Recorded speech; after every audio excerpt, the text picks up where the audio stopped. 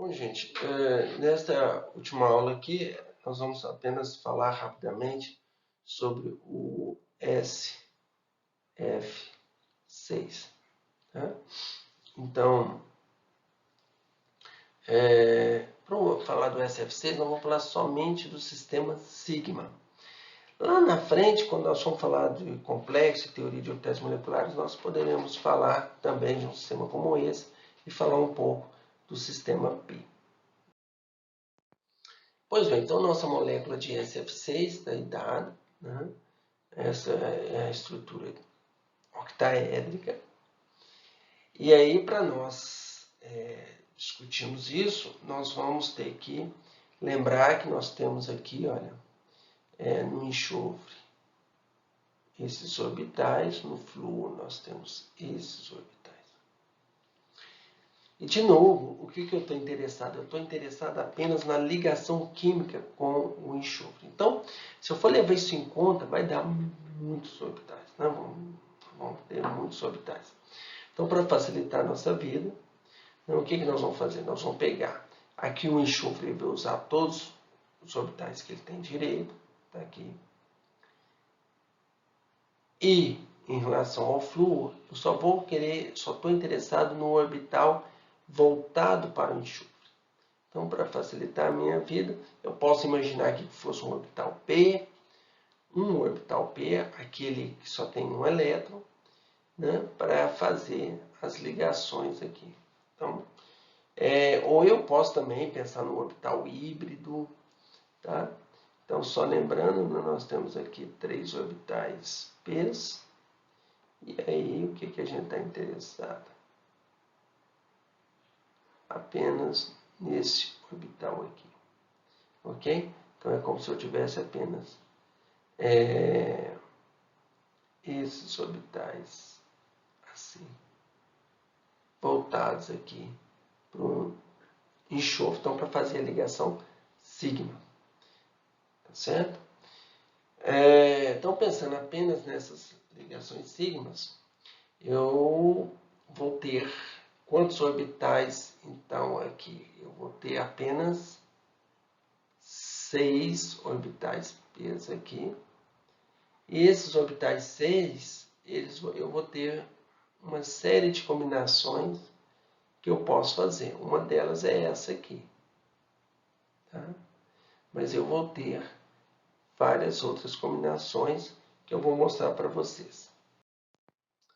Quais são as combinações que temos? Então, nós temos a combinação do tipo, totalmente aqui eu mostrei logo antes, que é chamado de A1G. Nós temos uma combinação, que são 3, seria estas aqui, esta e esta. Observa que ela é do tipo U, por quê? Saiu, passou pelo centro, chegou lá de cá, mudou de sinal. E nós temos essas duas combinações, observa que elas são do tipo G. E com isso, nós temos condições, né, de brincar. Porque nós temos 6 orbitais, geramos uma com 3, 4, com 2, 6. Eu vou já chamando a atenção de que qual orbital em cima do enxofre que pode fazer ligação com todos eles desta forma? É só o S. E aqui você vê um orbital π claramente, né? Mais, menos, mais, menos, mais, menos. Agora, para o EG, quais orbitais podem fazer ligação com isso? Você só vê aqui, olha, um orbital do tipo D, tá vendo? Só que nós não vamos incluir esses orbitais Ds aqui, ó. Para o átomo de enxofre, nós estamos incluindo somente o orbital 1s e os orbitais 1s, os orbitais 3s e os orbitais 3p. Eu não estou incluindo os orbitais Ds. Se eu fosse incluir, nós teríamos possibilidade de fazer ligação aqui. Então, como que fica o nosso... Então, só para mostrar para vocês, então, as combinações são essas. Nós temos uma combinação do S, que seria do tipo A1G com o A1G, Você pode ter esse conjunto que está mostrado aqui, mas lembrando também eu poderia ter ele antiligante. Né? A mesma coisa aqui, eu tenho ele ligante, mas eu posso ter ele antiligante. E esses são não ligantes. Né? Porque eu não estou prevendo que eu tenho orbital D no enxofre. Então, o diagrama vai ficar dessa forma. Observa que eu tenho então os orbitais aqui, A1G e o T1U, interagindo aqui com o nosso T1U, T1U, EG e A1G. De forma sempre orbitais ligantes e antiligantes. Como eu tenho elétrons no S2P4, eu tenho 6 elétrons, com mais 6, 12, que é um elétron em cada orbital P do flúor.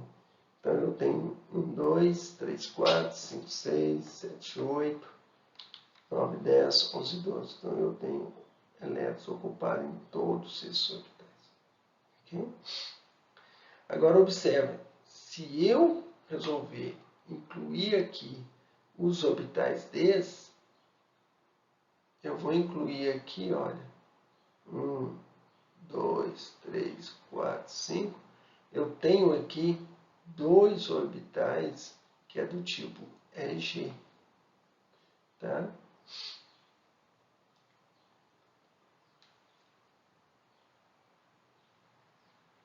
E aí, se isso acontecesse, esses orbitais EGs passariam a ser ligantes e nós teríamos lá para cima, né, os orbitais aqui do tipo EG estrela, fazendo ligação aqui. E aí, então, esses orbitais aqui passariam a ser também ligantes. Eu gosto de chamar a atenção disso, porque aí agora a ordem de ligação nossa seria 2, 4, 6, 8, 10, 12, menos 0 sobre 2, que dá 6. Então a ordem de ligação de cada ligação SF é do tipo 6 sobre 6, que é 1. Que é exatamente o que a gente percebe do ponto de vista da TLV. Mas na TLV, a gente chega à conclusão de que você tem aqui em cima do enxofre uma hibridização do tipo sp3d2, né, para gerar aqueles orbitais híbridos na direção de um octaedro. E observe que é exatamente o que a gente observa aqui. Né? Os orbitais ligantes têm envolvimento de um S, 3p e 2s, 2ds. Né? Os outros 3 aqui são, se não me engano, T1G, ou, não melhor, T2G. E, então, eles aparecem aqui como não ligantes. Né? Deixa caso aqui, T2G. Tá certo? Então, o que eu gostaria de chamar a atenção, onde está a ponte, né, entre TLV e tom? Né? TLV está aqui. Então, você vê a hibridização sp3d2, porque esses orbitais todos têm participação do S, do P e do D. Tá? Enquanto que a teoria de orbitais moleculares, ela nos mostra de uma forma mais ampla como isso acontece, inclusive nos permitindo fazer espectroscopia, né, e reatividade química. Então, é isso que eu gostaria de falar nessa teoria de orbitais moleculares. Eu acho que nós fizemos uma revisão. Tá? E a partir daqui, gente, vocês têm que ficar atentos. Por quê? Porque agora, toda vez que nós temos um diagrama, nós temos o quê? Um orbital de mais alta energia ocupado, de mais baixa energia desocupada. Isso aqui é a nossa valência. Né? Como nós temos também nos átomos, nós temos nas moléculas. E uma molécula reage com a outra a partir desses orbitais. Para quê? Para formar um outro conjunto de orbitais. Então, Lembre-se que você pode ir criando moléculas que possam ser tão grandes quanto uma proteína. Basta lembrar que para cada fragmento você vai ter então orbitais moleculares de um lado, orbitais moleculares de outro, que eles vão se combinar para formar outros orbitais moleculares ocupados, ligantes ou antiligantes, em relação aos dois fragmentos. Beleza? Tá bom? Com isso, então, a gente termina essa parte de teoria de orbitais moleculares.